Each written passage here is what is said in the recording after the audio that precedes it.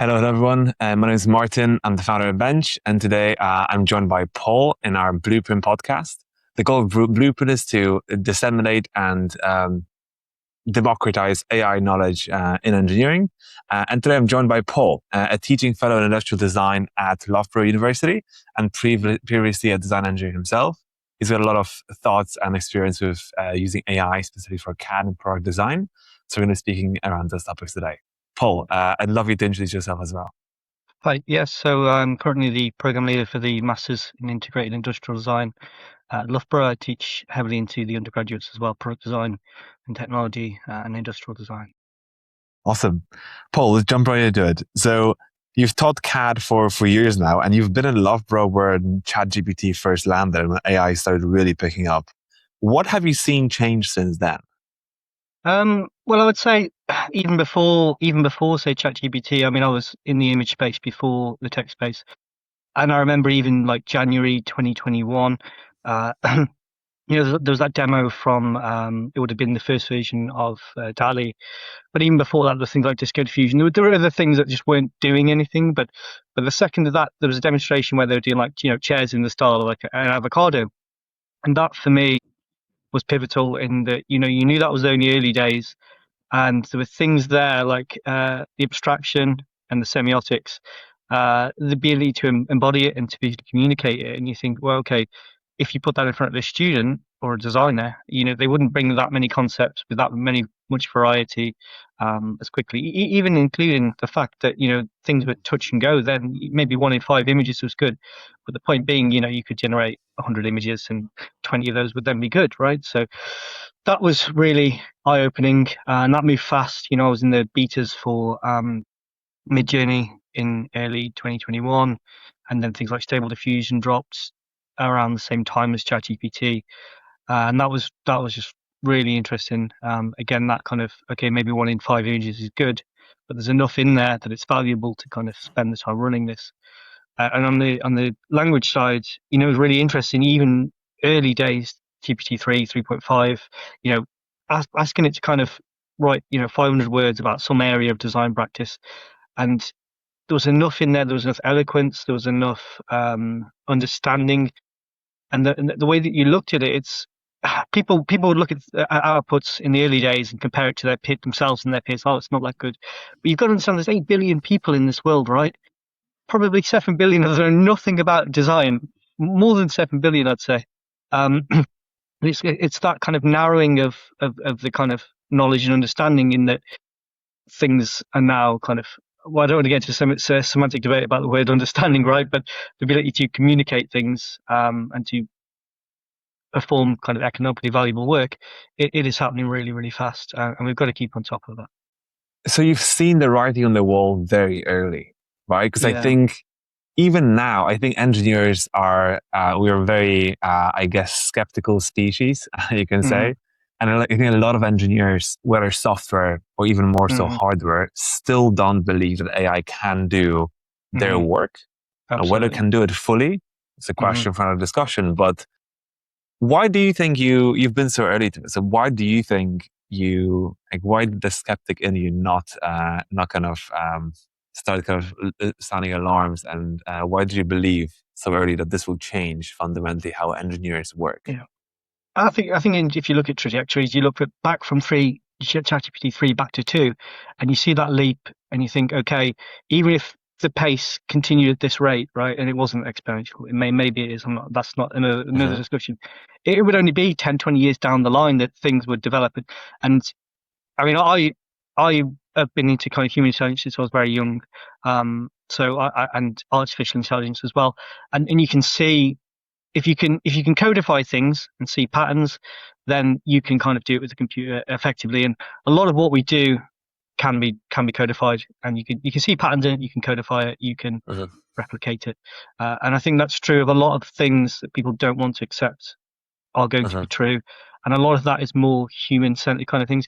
But talking about being an engineer, I straddle both sides. I have an undergraduate in design. I have a master's from an engineering school.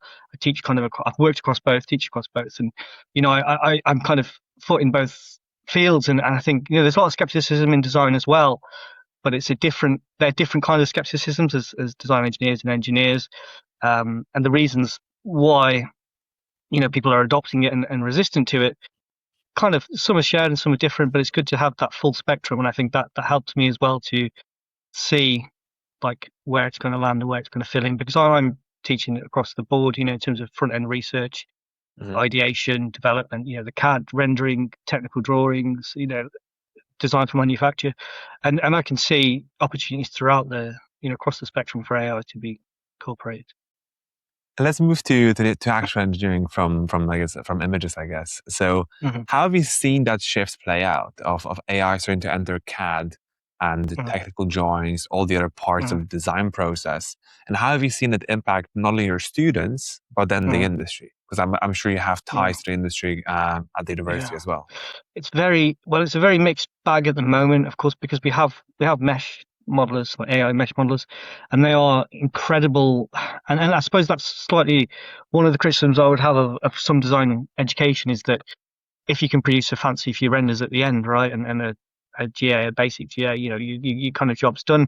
It doesn't go necessarily to the level of design for manufacture, costing, and being able to be produced at scale.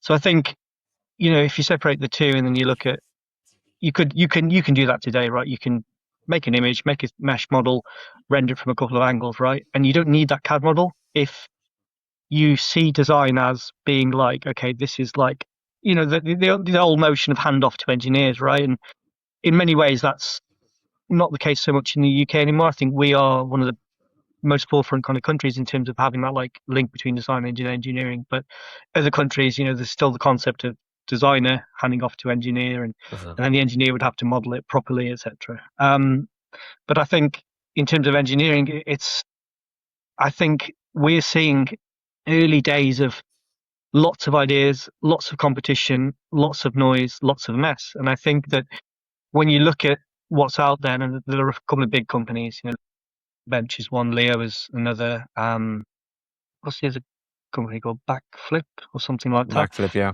Backflip, right? Yeah. They're all looking at it from slightly different ways. I think Backflip's got an interesting approach. They're looking at converting mesh models into parametric models, and that will definitely have some benefit in that area. But you look at other companies that are trying to do CAD straight away. Some are doing it inside APIs. Some are using existing kernels. Some people are trying to write kernels, and there's loads of things happening.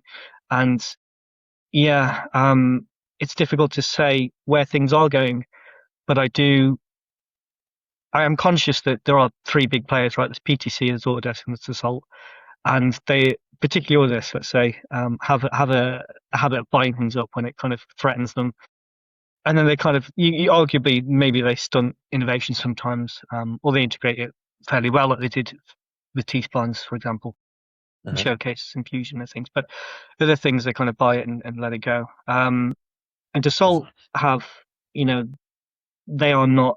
I don't know. They have a hesitance to buy things because I don't know. They feel like they can just do it better. And then PTC, of course, have just bought Onshape, but they're also in parallel at the moment trying to write like AI for Onshape and AI for Creo. They're completely different kernels. They're like doubling up their own work, and I think there's a lot of mess. And I think what you see, you're going to find there are limitations, not only in terms of the level of access that companies will give to the API, but I think just in terms of even kernels, if you think about CAD, like I've been thinking about this recently, you think about like SolidWorks, right? So it uses Parasolid, but so does Shaper 3D, so does Plasticity, so does etc. And if you think about like the kernel is like a model, right? And then on top of that you have the API, and the API is like a harness, right? And when you think about things that way, you can see a lot of the problems aren't necessarily with the kernel, they are with the harness, right? And but you're going to have limitations where the model and the harness aren't being made by the same company. And that level of integration will be limited.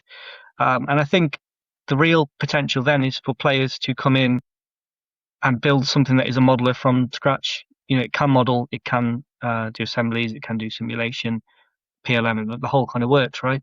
I think that's the golden really outcome. I think the difficulty is the first thing that corporates tell us currently when we speak to them is, I don't want to switch away from CATIA.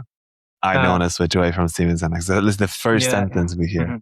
Mm-hmm. That's the difficulty, right? There are obviously imperfections, and these softwares are obviously not optimized for agents to use. They're not AI native software in kind of whatever definition we're going to use. Mm-hmm. But also, we have to meet the industry where they are. And kind of the cost of retraining a whole workforce at BMW to know AI CAD, as much as it would be probably great, and at some point, I do believe it happens. When does it happen? I think it's not for another couple years at least. And I think that benefit would have to be so clear for them to actually undertake that motion. Yeah. And then on the other side, you've got, I mean, I have seen more new CAD programs and attempts to build kernels in the last 2 months than I've seen in the last 10 years. That is happening really quick. There's a lot of companies out there making parametric modelers, basic ones, so some are using OCCT, but some are building like kernels.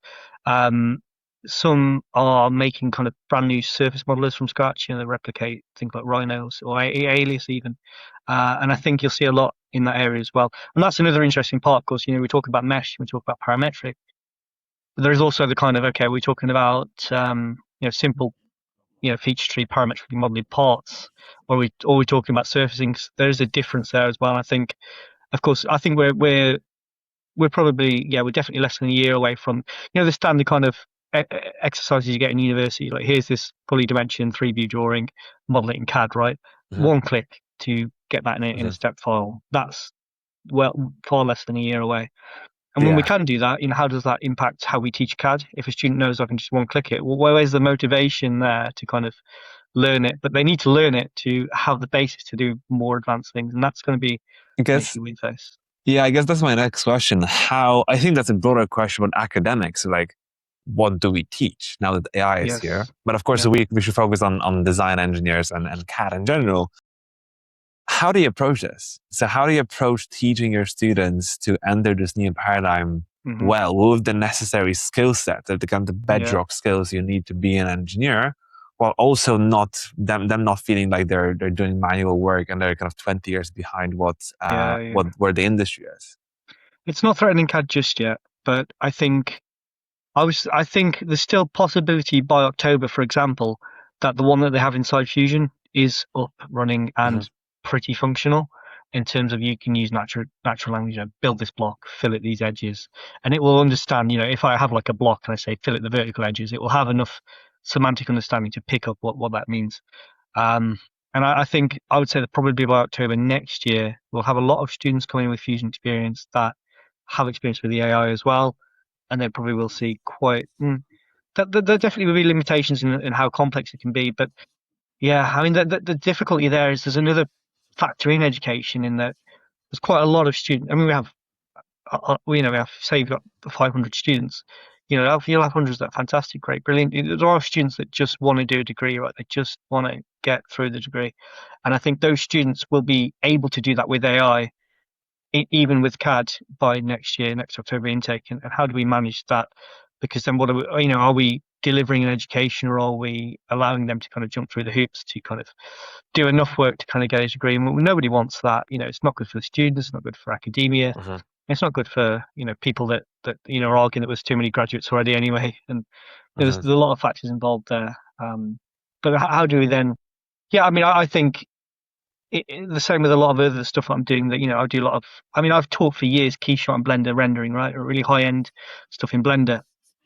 And Gemini, Nano Banana came out, and then VO, and you're like, oh my God, like, this is insane. The speed and the accuracy and the context and the realism, even if you hash it 5, 10, 15 times, right?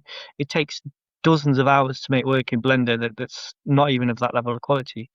And that's something I've had to face already, right? So as an example, and I had to kind of bite the bullet. I took years to learn Blender. I enjoy Blender, actually, and that's another subject I'm sure we'll come on to. What about the enjoyment, right? Like, I enjoy using CAD. But I'm not going to hold back and say we must use Keyshot to make subpar renders, because I don't know, it just doesn't make sense. You look at the history of what we do, and you think about drafting, right? My first design engineering job, it was a drawer full, like a plain art chest of like A1, like hand drawn, hand lettered, written out drawings. Nobody does that anymore. We can't nobody can really do that anymore. And we don't consider it time effective use of time. It's not cost effective. It's not, it's not robust enough in that, if someone spills coffee on it, you're in trouble. So things do change, and we have to evolve and adapt. And I'm trying to kind of keep on top of that. And actually, not only that, but be slightly ahead of the curve, because you have to understand as well that most of our students do a placement. So a student entering this year will leave into the workplace in 2030, in 4 years' time. I am not training a student for work in 2026. I'm training a student for work in 2030. And that is a really critical thing that most educators haven't quite got onto yet. And that is also so hard when you need to try to predict the Absolutely, future. yeah, and exactly. And sometimes it's a bit of a gamble. Some of it will be right, some of it might not be exactly right. Yeah. But you have to do that. You can't put people out into industry that are designed, prepared for industry as it was when they entered. On that topic, you mentioned that AI can make good designers better, but it won't do much for mediocre or bad designers. Yeah, Why do you think that? How do you think that that plays out over the next couple of years? yeah. I mean, I wouldn't say only AI. Perhaps it's like technology, Hmm. like having access to like renderers, like being good at rendering is better than, for example, old days of Photoshop rendering, and before that marker rendering, before that chalk and pastels, right? So technology helps people that kind of master them to get even better. And the same with CAD, right? What's the alternative to CAD? Your hand drawing technical drawings, right? The speed, the efficiency, the kind of ability to, I mean, some things, that are very difficult to draw, easier to CAD model, sweeps, lofts, and things, right? Hmm. So not just AI, but CAD helps. Getting good at CAD helps good designers get even better, right? And if you just kind of learn the basics, only pick up the basics, you see students that graduate only being able to do extrudes and fillets, right? That happens, right? And some of them, to be fair, get to relatively complex forms. Granted, they're only using like extrude, boss, extrude, cut, and fillet, but they get through it, right? They get jobs done. But being able to learn, for example, more advanced tools, both in solid and surfacing, does enhance their work. Same with AI, right? But if you engage with it, um, I mean, I've been teaching AI for many years now, since 2022, and I suppose it's no different than anything else. But you can learn it passively at a surface level. You can kind of tick the boxes, or you can really engage with it. A student could. And an interesting one, right? So it takes, for example, some of the modules this year are used in Flow. It's free, 100% free, so there's no cost to it. You open a web page, you put a text prompt in, you get 4 images back, right? It takes 20 seconds. You could do that. You could spend 5 minutes, right? And you could have hundreds of images, and even better than that. Like I was saying, 4 years ago, 1 out of 5 images would be roughly usable, right? Today, you can make one image with 5 design concepts on it, of which a handful are usable, and you're making 4 images at a time. You look at the scale of that, right? And that'll only increase the capacity to do things like that, to get ideation, inspiration, right? But one student might do 100 images, one student might do 5 and feel like they've ticked the box, right? And it's that level of engagement. But the more that you use it, the more that you learn from it, the more that you learn to work with it, the more that you learn how to use it, how to engage with it, how to share agency, how to co-design effectively, and that's going to happen a lot in CAD too, right? So if you think about CAD, like before it existed, a lot of the kind of idea was that it was computer aided design, right? The computer would aid you to design. But we've used it for 40 years as a drafting tool, right? It's a digital drafting tool. It doesn't aid you in any way. There's a plugin for SolidWorks like DFM Advisor, and it's very primitive compared to what we could already do, right? And Autodesk Fusion has one, and they're working quite heavily on it. But I think that is where the future goes as well, right? You might model a part, and the AI might be constantly monitoring that part and saying, no, actually, that wall thickness needs to be thicker, thinner. The ribs need to be thicker, thinner. You need a boss here, right? And people will have to learn to share agency with, the computer, or the AI inside the CAD, just like they will, things like research, front end research, secondary issues, those, ideation, getting inspiration, all kinds of things. But it will happen in CAD too. Hmm. And also I like think technical drawings as well, right? I mean, that's going to be an even easier one, right? You got a drawing, and it's going to say, well, you're missing a dimension here, or that doesn't have the right tolerance, or these things will happen, and people will have to get comfortable with that. What we generally believe is that, on the topic of enjoyment as well, but I think even more so impact, is that broadly engineering is going where software went, where essentially now engineers and Yeah. software engineers essentially manage Hmm. swarms of agents and Yes. essentially write the system that directs the Hmm. agents. Hmm. And that essentially what we've seen and kind of how our software engineers Yeah. code, the enjoyment is very much there. It's just the Hmm. pace has picked up Yeah. so Yeah. much. And it's basically the limitation seems to be the cognitive abilities of the humans. Essentially, how Hmm. many agents can you manage at the same time? Because technically you could do infinity. But Yeah. then I think it's going your to be a bit slow. context. Yeah, I think the pace will be a bit slower for engineering, but I have followed, heavily like coding and programming, how people are accepting it, adopting it, the resistance, and there's resistance until the system's got to such a capable level, and lots of people are now just like, okay, it's changed, right? There's no There's question nothing I now. can do There's about it, no right? It's question. Yeah, it is what Like it two is. years ago, we had Um, skeptics, and now mhm. I very rarely get any skeptics Honestly, I've been on very AI and skeptical of software. AI CAD myself, but I've seen enough now to know. I can see where things are going. I can see the patterns. I can see the trajectory. I can see, how you can emulate lots of things. So it will happen. But What Katia and Siemens, sorry, are already quite. They're a bit down that line of agents, right? They already have abilities to kind of request and constrain things and get results in CAD, right? I think they do, yeah. Katia, for example, Dassault are working on their Leo agent, for example. They've got a couple, I think, three agents. I forgot the other two's names, but Leo Mm-hmm. is the one doing CAD. Mm-hmm. For sure, it's getting better. I don't know the exact capabilities, but yeah, it's getting better and better. Um, why do you think the progress is going to be slower in engineering? Do you think it's more Um, so a technological block or a cultural block? yeah. I mean, it's another dimension, isn't it? I mean, I suppose even with programming to an extent, you can work in 3 dimensions. You can design games, right? That Mhm. are in 3 dimensions, applications that display graphics in 3 dimensions.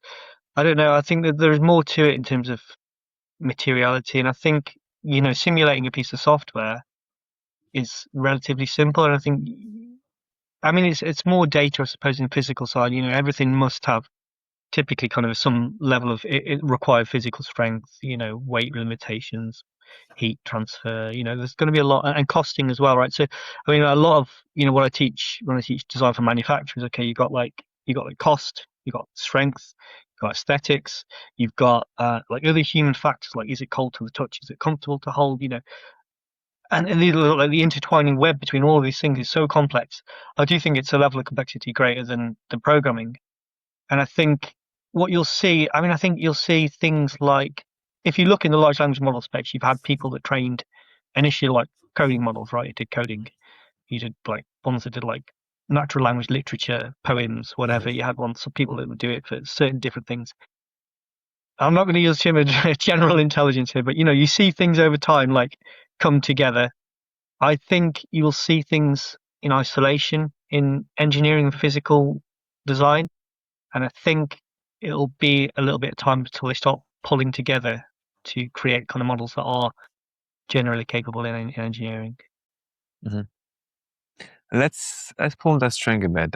You've got a course about the ethics and aesthetics of generative AI in design practice.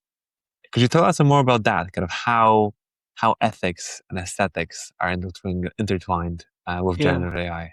yeah. I mean, so I think what a lot of it was is you have a lot of people that say, "Oh, these images are great."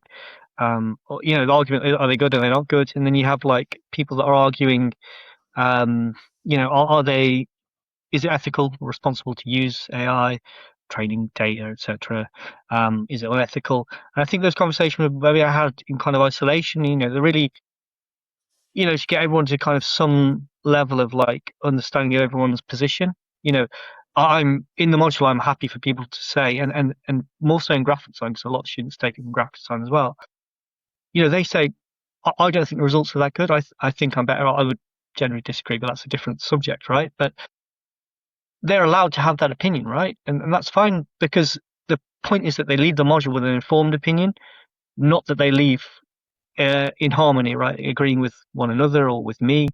So I think, some people can look at the images and they can say, well, they are beautiful, but actually, is it, ethical? And they could say, well, it's unethical. Sorry, so the images are terrible, but it is ethical. And I think there's a kind of crossover there where everyone was having kind of two arguments across one another, and I think they are more linked than you realize. I mean, aesthetics is a form of ethics, and ethics is a form of aesthetics. They're not two different things, right?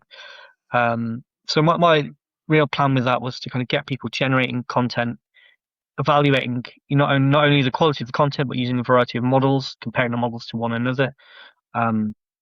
And then also I teach environmental kind of impacts of AI, both on the hardware side. We need more graphics cards. We have to force people to mine the Congo and in other countries, and that's not great. You look at the socioeconomic side. Okay, it can emulate work and maybe replicate and kind of replace work eventually. Where does that leave us? What do we do? Do we reskill? And then also, does it reshift the location where people work, right? So maybe there's lots of people working in the UK. You look at, say, data centers, they were outsourced, Malaysia, India, etc., etc. If their only duty is to watch agents and kind of manage agents, do we need to be paying them, high salaries? All these kind of questions that need to be had. And also, it's an opportunity as well to bring in intellectual property, copyright, patents, design rights, and things, because that's not covered too well generally in education. What we're seeing in many areas of work done, that is a huge bifurcation of the top 10% getting paid more than ever and are more valuable than ever, and the bottom 90 are trending downwards. My guess would be the same happens in design and engineering. Potentially, as you can scale up the impact of any, like the best individuals. Somewhat potentially, I think there's two conversations there. The one thing that people really need to be aware of is a lot of the people that are taking £100 million a year jobs to train AI models are doing so, and the salaries are so high because they know there won't be any jobs in programming in a few years, right? As soon as we have self kind of training models, they know there won't be jobs, so they have to take those salaries now to kind of be future proof, to have money to kind of get through, right?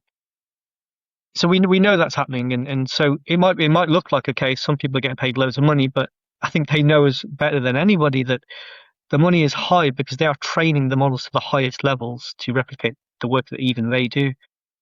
The flip side is, a scenario where we have global power shortages, GPU shortages, another world war, which isn't off the table at all.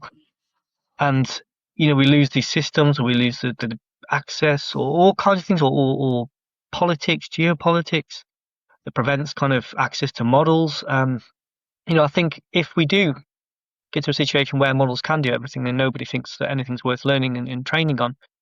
Yeah, we are kind of in trouble if something happened that prevented us from kind of having access or using models and things.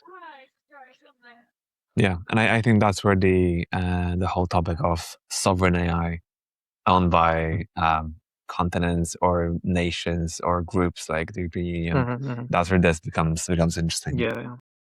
Let's put our creative hats on for a second, and let's try to imagine what does the job of a design engineer look like in 5 years? Well, because obviously, as you said, you're trying to training your students currently for essentially 2030. What do you think that looks like? I know you have an interesting post on LinkedIn about how a design agency in the future could theoretically automate more and more of its work, trending to like nearly 100% in the coming years. How do you think that plays out? Kind of what are you telling your students, and how are you advising actual design engineers that are currently in the market to prepare? Yeah, I mean, one of the things I did, a few years ago is I brought Blender and Rhino into the courses because I knew from the get-go that everything that was going to happen with AI was going to be in those programs first for a couple of reasons, right? Blender's 100% open source, open kernel. But technically Rhino is an open kernel as well. So the Rhino kernel is open source. So a lot of people write for that and tinker with it and play with it. It's affordable. So a lot of, the stuff I've done in recent years, ChatGPT, write some code, write some Grasshopper definitions, do all kinds of things in Blender, right? And I'm not even touching on MCP or any of that kind of level of automation yet. So one of the things I did was to say, look, you don't understand CAD as parametric modeling, don't understand CAD as SolidWorks. Taking things away from rote learning or skill learning or tool learning to higher level understanding of geometry, of computation, things that, that if you're going to be watching kind of agents and things, that you're going to need different kinds of knowledge and understanding. So I think that's part of what I've done there. Now, design engineering, I mean, the things like technical drawings, right? I mean, as probably with all people, you graduate from product design. So my background is like product design. And you get sold this kind of dream as you're studying, like you get like freedom, you get crazy projects, you get like design freedom. But the real world's not like that.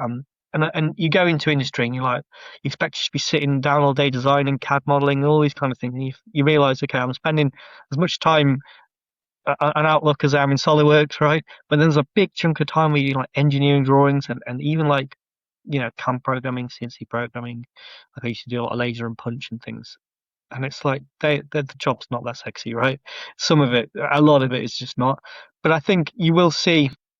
Yeah, I think this is the kind of worrying part. Is you'll see a lot of that drudge work be automated, and the drudge work is more easy to automate. And I think what you'll then see. I mean, there's two ways you can see it, right? Everyone just reskills and gains these new skills, and suddenly, like, the world needs more stuff. And I don't think that is going to be the case. And the flip side, of course, is that, we need less people. You have 5 engineers in an office, right? You take the 30% of their job away that's drudge work, right? You need 30% less people. You drop down to 3 people, right? So, for example, I'm not saying this is going to happen. Mhm. The values are just like guesstimates, right? But that's very likely to happen in many fields. So the purpose of what I'm doing as well is to say, look, you guys are getting those skills more so than any other degree I know.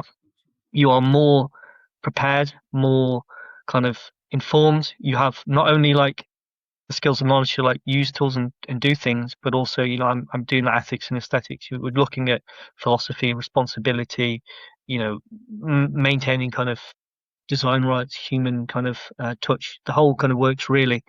But if you put me on the spot and said, what does the future look like? I would say we are going to have less jobs won't disappear.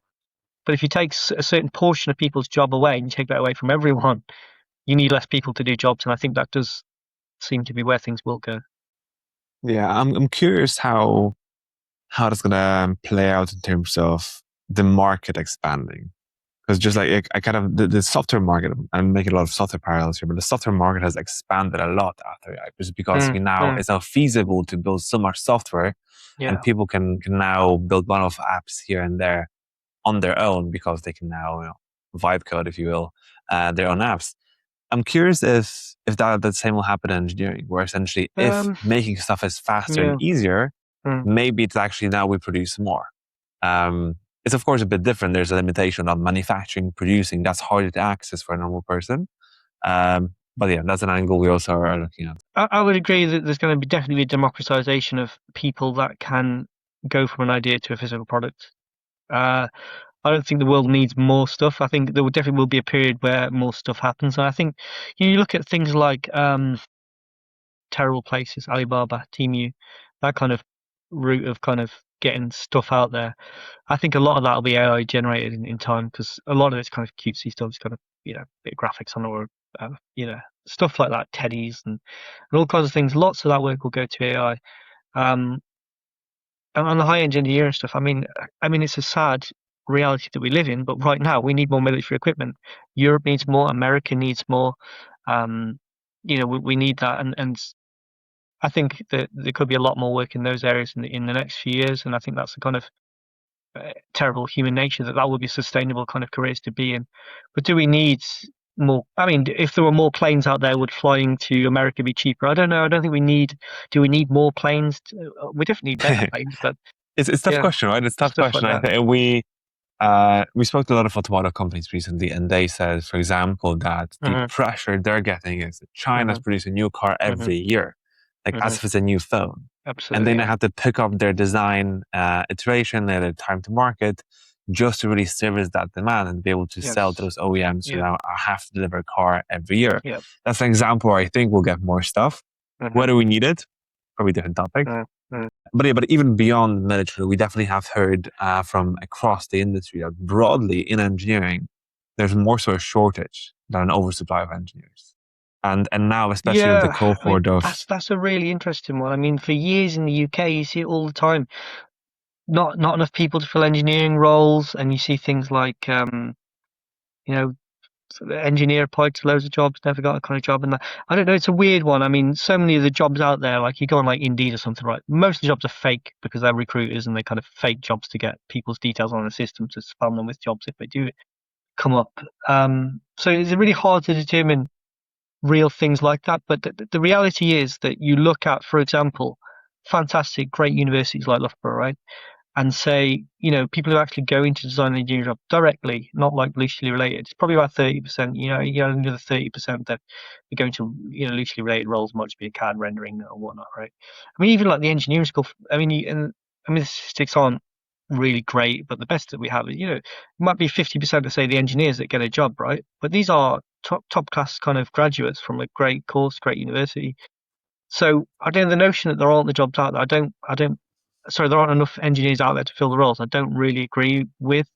I know that the news says that, the statistics say that in the media and whatever, but I don't know if it's true. I we don't know hear if it it's true. from the industry though. Yeah, Maybe there's but something the around weird from thing is, yeah, that they say that, but then they kind of a lot of them they refuse to employ certain people. And like, for example, like an injection molding job right come up, and they're like, I'm only employing people who've got injection molding experience, and Mhm. that kind of mentality. And then they don't recruit anyone. They're like, oh, there's nobody out there. I mean, that is just for me is like absurd, right? Same with Maybe, yeah, machinists, maybe right? there's a mismatch. Yeah, maybe there's a Yeah. mismatch between what they're looking for, what they think they're looking for, and Yeah, I what's mean, out there in no, the market. sometimes it's about it's like they don't want to take any responsibility or onus on for like training or development. They want people to come in the door, be able to do Ready, the yeah. job, and I think that's an issue. Yeah, I can definitely see that. I think that there's probably something around there. Awesome. Paul, I've got one last question to close this off. Um, if a 17-year-old came to you now and said they Hmm. wanted to be a designer, Hmm. knowing all that you know, what would you advise them to do? Do you think they still need university? Do you think they can self-teach things? Do you think they need to learn CAD modeling from scratch on everything? It's a very broad question, but I'm curious to hear your take. Yeah. I suppose like my answer to that question would also depend on like how fast can universities evolve and adapt, right? Mhm. If the university could adapt and evolve quick enough, definitely like university brings way more than the skills, right? And the knowledge it brings the experience of like working in groups before you have to deal with like, you have experience working with people in groups and one might be like pulling their weight or annoying and that's like real work, right? That's like the real world and it prepares you for that. I mean, there's so much more, of course, like a degree has like an academic element to it, you learn theory and philosophy and things like you learn to like a higher level than you would just gaining like the skills and knowledge. But I mean, if I was 17 today, what would I do?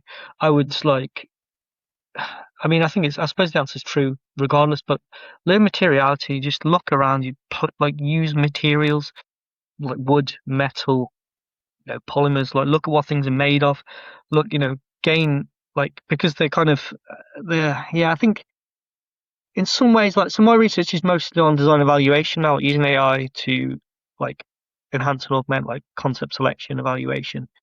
And I think that's the kind of bottleneck right now, but I think that bottleneck will go. I think the bottleneck will be like, can they get it made and manufactured? And I think the design for manufacture knowledge and the material selection and the costing kind of end of things are going to be like the last bastions, you know what I mean? Like those last kind of real valuable skills.